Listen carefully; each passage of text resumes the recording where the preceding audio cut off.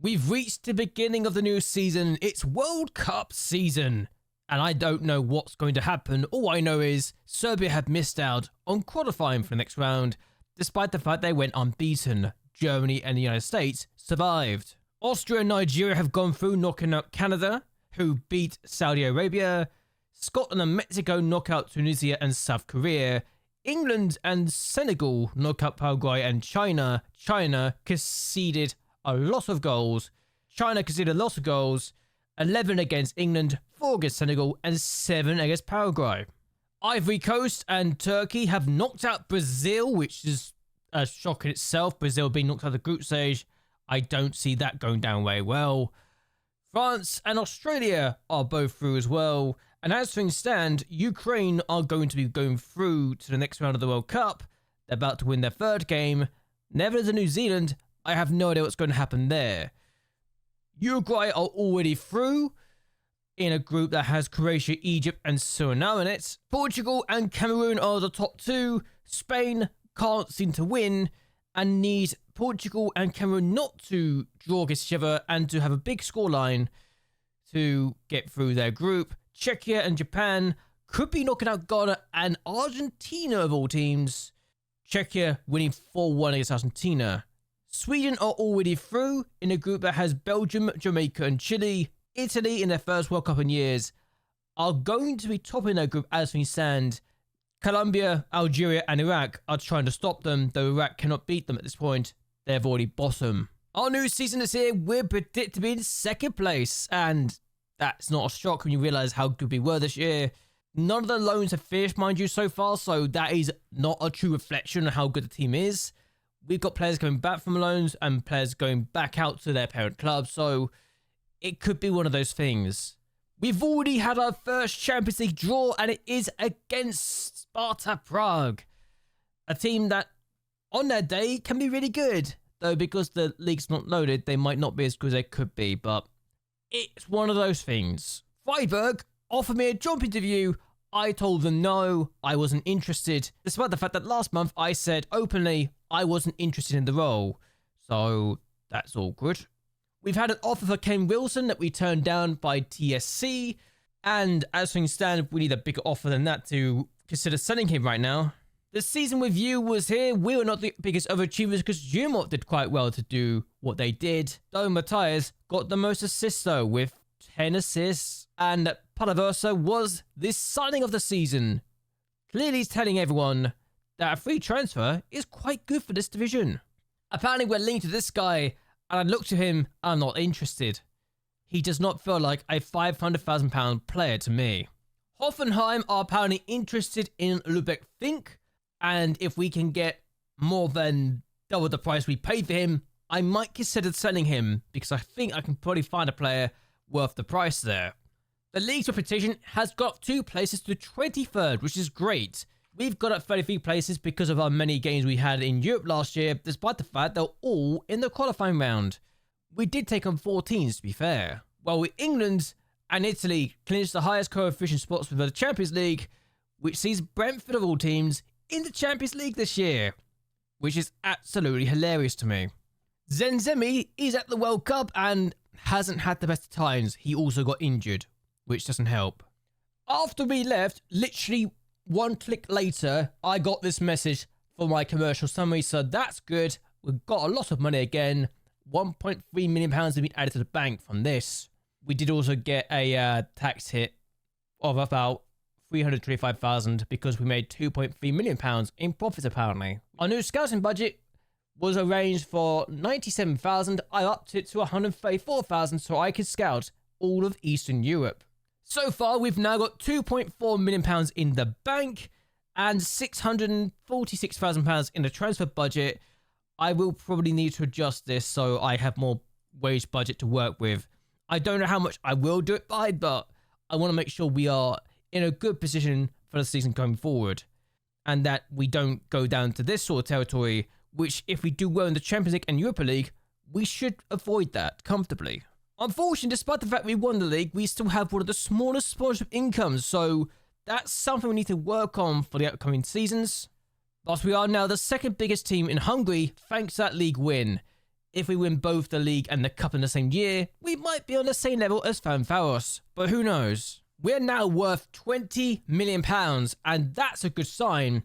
I will want to improve my facilities at some point in the future, but I only want to try it when we got the money to do so. And also, I don't know what the season ticket sponsor stuff... And also, I don't know what the season ticket stuff is going to be like at the moment, so I want to wait until that is sorted out. The board still only want me to qualify for the Conference League, which is perfectly fine. I actually enjoyed the fact they're not being that ambitious. They realised what we did last year was extraordinary, to say the least. The fans are a bit more ambitious, but that's fine. I don't mind that. They can be as ambitious as they want. I will still overachieve either way and get Europa League. I'll still get the Europa League football regardless, because I plan on getting into the top 2 competitions every single year, and at worst, get knocked out of the Europa League and get sent into the Conference League phase. That's the dream anyway. I want to be able to win every single trophy that we can as the manager of Budapest Honvéd. And we're seeing these players that we're being recommended now, and I'm thinking, how can I make sure we get the best players possible? Players like Diarra, who is apparently someone we can only get for 1.1 million, and is going to cost us a lot of money in wages. How can I make sure we get these players that are not going to cause us problems financially? This guy, Kalaj, would be useful as a defender. He's not terrible, but he's also a bit expensive right now. And yes, that's apparently below his market value, but that's still a lot of money that I can't really afford to let go of right now. Right now, I'll need to sell to buy to get these players in, or just sign players at the end of their contracts, which I have been looking at to do. I've been going to my director of football and asking for every position end of contract players, and he's been bringing me a load of players to look at. Though, admittedly, some of them I can't actually scout because of how it works. But that's perfectly fine. We have got a lot of things to work on, and we could just bring them on trial anyway when their contract ends, so it's not the end of the world. I'm going for every single position, every single role we use, and going from there, because we might as well just see what we can do from this point in time, and hope we find a potential gem in here every now and again. It's what we did last year for the most part, until we went for the goalkeeper, who might be getting sold for double the price we paid for him. So that would be the ideal dream. We bring in cheap, we sell for money, and go from there. If we can do this to every single player, then that's perfect. And we've already got the likes of this guy, who would be really good for us, but might cost us a bit of money in wages, even if he's going to cost us nothing in transfer value.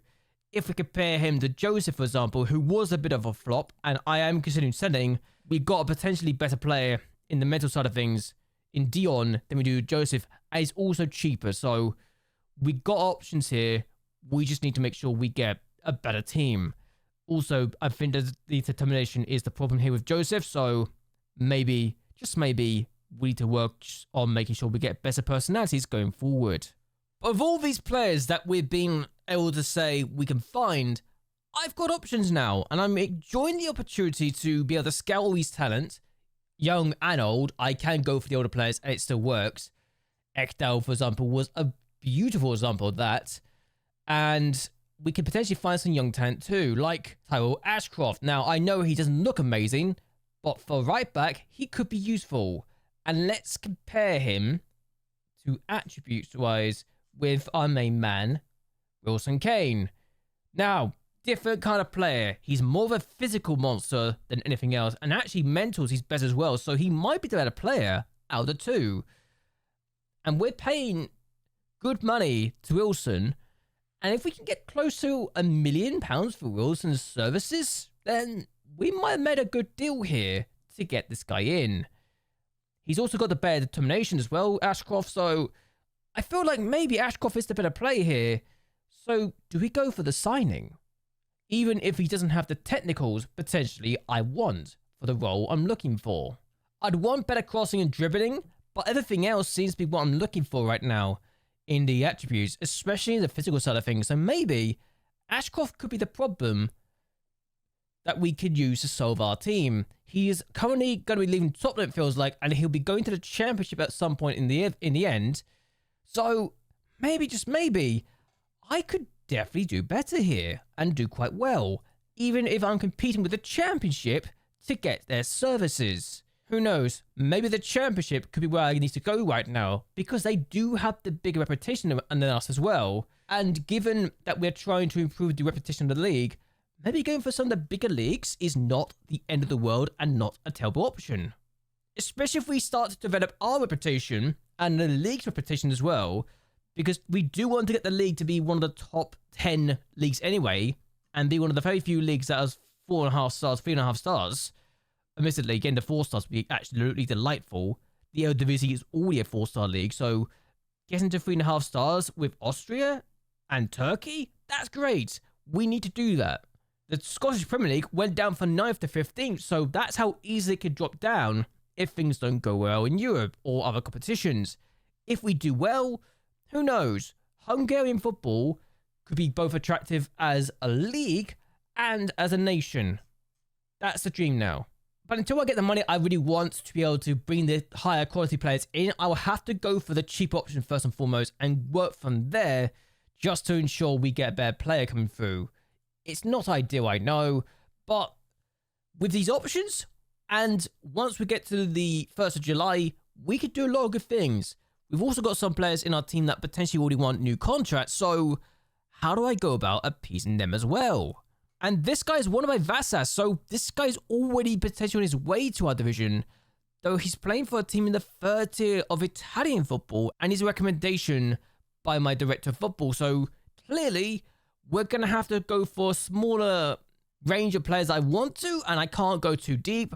I'll have to rely on trials to get better ideas of what these players are looking like. And the fact I've also got to look at players from Stevenage Town, of all places, League 2, who've just got promoted as an option, does that mean I need to be concerned that League 2 players are good enough to potentially be players that I could use for my team? Should I be concerned by that? I don't know. But long term, it'll hurt us. But short term, it's just annoying. Long term, it'll benefit us to go for these players and see what we can do from here. And I've just got to be smart with how I go about my business and make sure we do better and better things. It's not the end of the world right now. It's just we got to make sure we get the money first and foremost from the Champions League, from the Europa League, from the Conference League, and go from there and get better and better. But I could also start scouting some competitions as well. And I've been scouting some competitions, and this guy's come up as an option that I could potentially go for long term. This guy's in next gen, I believe. And he looks really, really good for 18 years of age. Though it would take me a lot of money to get this guy, and Toulouse and Porto both want him. So I might be out of my depth trying to get this guy. Whilst the striker could be exciting, though Atalanta and Porto want him at the end of his contract, the only reason I was aware of him in the first place was because of the fact that Sparta Prague's best player is this guy, though his unambitious personality is a detriment to how well he could potentially develop long term. He'll need to get some good mentoring to get that out of his system. But if I could start scouting some of the youth teams of the national teams, then potentially I can get some good money and do good things with the players we can bring in long term or short term. I know it's not ideal that I'm going to have to start looking at other things and just hope for the best we can get some good players in, but right now we might have to. And given I have some knowledge and I have scouted these players, it's going to take some time to eventually build up my team to become amazing long term. This guy would be a great for us, but I can't really afford to get him in for the price they're looking at right now. And he's got 2 years left in his current deal as well, so it will take us some time to get some of these players in. And to overthrow the established big boys in the smaller divisions. That being said, with the new bump in reputation, we can now start to afford some better coaches and backroom staff members as well, like this head of youth development that I have considered in the past. And, well, he wasn't on my list before now, so we can look at him and say, are you interested in joining us? How much would it take for you to join me? The fact he also plays the same formation as me makes him very, very, very appealing to bring in, even if his personality is only fairly professional and not professional, like my current head of youth development. But if you look at the comparisons, it makes a lot of sense to bring the guy in when he's being paid half the money that my current head of youth development is, and it's a completely different formation. Yes, we're getting more knowledge from the guy on the right, but the bigger reputation, the better attributes, why would I not go for this guy on the left? And he'll want the exact same money that I'm paying the guy right now, so let's go for him here and now. But perhaps I should start looking at setting up my own recruitment focuses, because so far I've only really used my backroom staff to do it for me.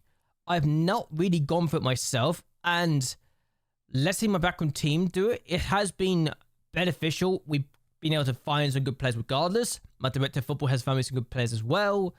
And maybe, just maybe, now I need to be the one that is in control of the services and to be able to get people to finally do things my way. After all, I've let my chief scout assign everything and I've not done anything myself. So maybe this is the time for me to start taking control in the 4th season. Should I or should I not? I want to hear your thoughts and opinions on that down below, because we're going to end this here. I hope you guys enjoyed yourselves. I hope you guys would like and share this video, and that you subscribe to the channel. It really does help me out a lot. But anyway, until next time, goodbye, and well, good night.